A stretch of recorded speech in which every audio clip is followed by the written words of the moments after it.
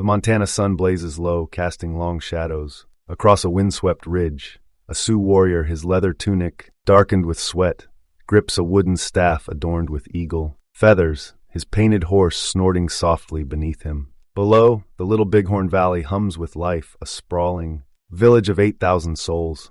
As historian John Gray meticulously recorded, smoke curls from 1,200 lodges, each a home to families, not just fighters. Across the valley, a staggering herd of 20,000 horses grazes, their numbers so vast that U.S. Army scouts peering through dust and heat could scarcely believe their eyes on June 25, 1876. This was no fleeting encampment. It was a defiant nation of Lakota Sioux, Northern Cheyenne, and Arapaho united to protect their way of life. A ragged Army scout in a tattered blue coat scribbles a desperate note. 2,500 warriors wait below. So why did George Armstrong Custer, warned of this overwhelming force, charge into the valley with just 260 men? What drove him to gamble everything against odds so stark? And how did this clash become one of the most enduring legends of the American West? In this journey through the Battle of Little Bighorn, we'll unravel the threads of ambition, miscalculation, and raw courage that wove this fateful day.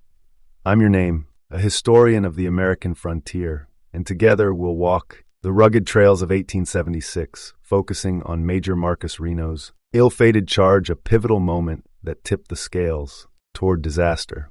Through first-hand accounts, archaeological evidence, and the voices of those who fought, we'll explore not just what happened, but why it matters. What can this battle teach us about hubris, resilience, and the cost of broken promises? Let's find out. The road to Little Bighorn, a nation divided. To understand Little Bighorn, we must first step back to the forces that set this tragedy in motion. The year is 1874, and the Black Hills of South Dakota sacred to the Sioux and guaranteed to them in perpetuity by the 1868 Treaty of Fort Laramie, are suddenly awash with whispers of gold. By 1875, over 15,000 prospectors, their picks and pans glinting with greed, swarm the region, as documented in the ledgers of boomtowns like Deadwood. The treaty, once a solemn vow, lies in tatters. The U.S. government, pressured by settlers and miners, demands the Sioux sell their land. When talks collapse, in 1875, Lakota leaders like Sitting Bull refusing to trade their heritage for dollars, the army is unleashed to clear the tribes by force. Why did the U.S. break its promise so brazenly? The answer lies in the era's relentless hunger for expansion.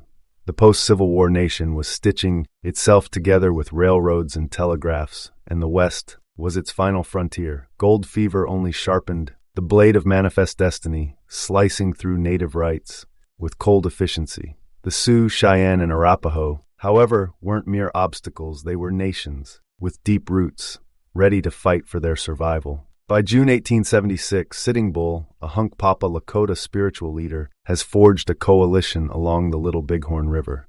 His village, a vibrant tapestry of 4,000 to 8,000 people, pulses with defiance. Among them are 800 to 2,500 warriors, their numbers swollen by tribes fleeing reservation life, as scout reports and army tallies later confirm. General Alfred Terry, commanding the campaign, clings to an outdated estimate of 800 fighters, a misstep rooted in May 1876 intelligence that failed to track the growing resistance. How could the army underestimate such a force? Simple, arrogance and distance dulled their vision. Terry's men, marching from forts hundreds of miles away, couldn't grasp the scale of native unity. The Little Bighorn Valley itself is a fortress sculpted by nature. The river, swollen by spring runoff to 50 to 100 yards wide, shields the village's eastern flank. To the west, cliffs and ravines, some plunging over 100 feet, form a jagged barrier as mapped by Army surveys post-battle. Historian Robert Utley captured it perfectly in 1973. The terrain made the valley a stronghold. Soldier testimonies from the 1876 Reno Court of Inquiry echo this, describing a landscape that choked cavalry movements while giving warriors free rein. This was no neutral ground, it was a stage set for ambush. Dawn of danger, the scouts' warning. June 25, 1876. Dawn breaks over Montana's endless plains, painting the sky in hues of gold and crimson. Lieutenant Charles Varnum, 27 and fresh from West Point's class of 1872, slumps in his saddle, his body aching from 24 hours of relentless riding. Leading a motley crew of 15 scouts, Arikara couriers, crow trackers, and interpreters, he's tasked with finding Sitting Bull's camp for Custer. These scouts, men like Half Yellowface and Red Star, read the land. Like a sacred text, their knowledge born of lifetimes on the plains. Varnum, though, is a rookie here, his eyes burning with fatigue. Around 4:30 a.m., they crest a high vantage point later, called the Crow's Nest. The Crow Scouts halt, their breath catching. 20 miles away, faint tendrils of smoke rise against the horizon. Below, a sea of 15,000 to 20,000 horses blankets the valley, a living tide that screams the presence of a massive village. Varnum squints, his vision blurred by dust and exhaustion, but sees nothing. The scouts, undeterred, point and chatter urgently. Mitch Boyer, a half-crow interpreter, raises his spyglass and nods grimly. A sprawling camp hugs the Little Bighorn River, its tepees stretching for miles. This is no war party, it's a nation on the move. Why did the scouts see what Varnum couldn't? Experience and instinct. While Varnum wrestled with fatigue and unfamiliar terrain, men like Boyer and Half Yellowface carried generations of wisdom. As historian Nathaniel Philbrick wrote in The Last Stand, 2010, scouts were the cavalry's eyes and ears. Without them, officers were blind. The horse herd alone told a dire story, with each warrior owning 3 to 5 mounts, 15,000 to 20,000 horses, suggested 3,000 to 6,000 fighters far beyond. Terry's 800 warrior guess, Cheyenne warrior Wooden Leg, later described a village 3 miles long, a scale that dwarfed army expectations.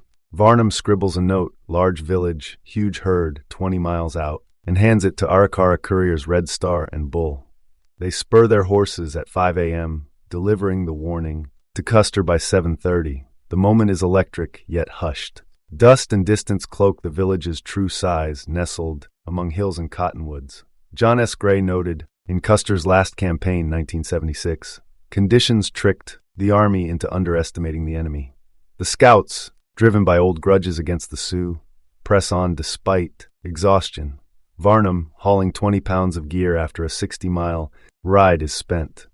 Could this warning have changed Custer's mind? We'll soon see it didn't. Custer's march, ambition on a razor's edge. George Armstrong Custer rides at the head of his column, his buckskin jacket flapping, golden curls spilling from beneath a wide-brimmed hat. At 36, he's a Civil War hero, still general to his men despite his lieutenant colonel rank. Ambition courses through him, a hunger for glory that blinds as much as it drives. But the 7th Cavalry is no monolith. Captain Frederick Benteen seethes with resentment, scarred by Custer's abandonment of men at the 1868 Wash U View Postita fight. Major Marcus Reno, overshadowed by Custer's fame, nurses his own grudges. As they slog down the Rosebud River, their horses stumble, starved by the native herd that stripped the grass bare. The 7th 600 men left the Yellowstone River on June 22nd, covering 70 grueling miles in 3 days.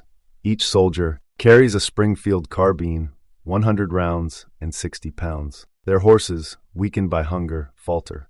The pack train 130 men, guarding 24,000 extra rounds, lags miles behind. On June 25th, Varnum's scouts confirm the village's location. Custer's plan to rendezvous with Terry's larger column unravels. He chooses to strike alone, splitting his force. Benteen with 125 men to scout the left, Reno with 140 to charge south, himself with 210 to hit from the north, and the pack train trailing. Why split the command in the face of such odds? Custer banked on surprise and speed, believing the tribes would both scatter as they had at Washita. The terrain, however, is a cavalryman's nightmare: steep bluffs, deep ravines, and hidden fords, as 1876 maps reveal. Historian Gregory Micknow, Lakota Noon, 1997, argues it favored the defenders, who knew every fold of the land. Custer's scouts, like Mitch Boyer, warn of the village's size. "This is the biggest camp I've ever seen." Custer shrugs it off, saying, "We'll get it through them in a day." After a sleepless night march, his men, low on rations and ammo, ride toward a reckoning.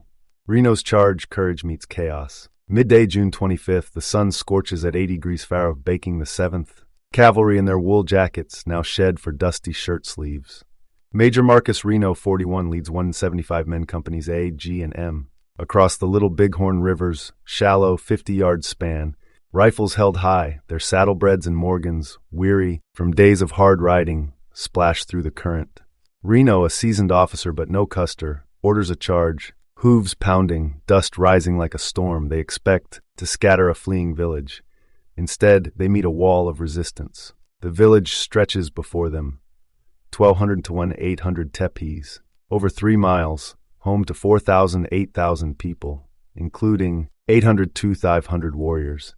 Hundreds of fighters pour out, swift, on ponies armed with bows, tomahawks, and Winchester, repeaters that fire 12 to 16 rounds to the Springfield's 1.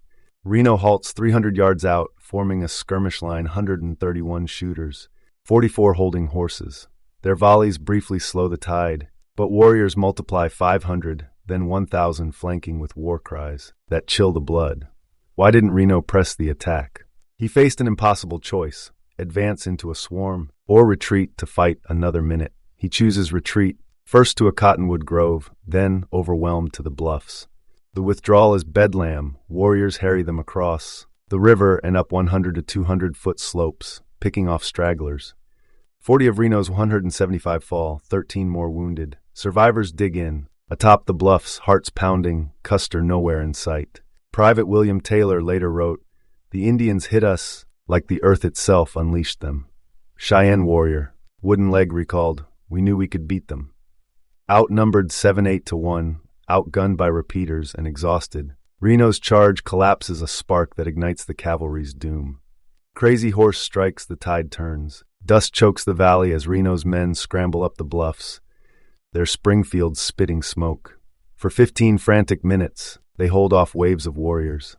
Then a cry pierces the chaos. Crazy Horse is coming. The Lakota war leader, 35, thunders. In on a lightning-painted horse, a single feather in his hair, Winchester raised. His presence is electric warriors rally, their numbers swelling to 1,500 to 2,000, encircling Reno's crumbling line like a noose. Crazy Horse's tactics are relentless. He flanks, feints, and strikes, exploiting the terrain's ravines and ridges. The soldiers' Springfields, slow to reload, are no match for Winchester repeaters. Horses bolt, men fall. Custer's 210 men, meant to attack from the north, are missing, miles away, fighting their own desperate battle or scouting blindly. The pack train's ammo, so desperately needed, lies distant. Reno's retreat costs 40 lives but saves the rest.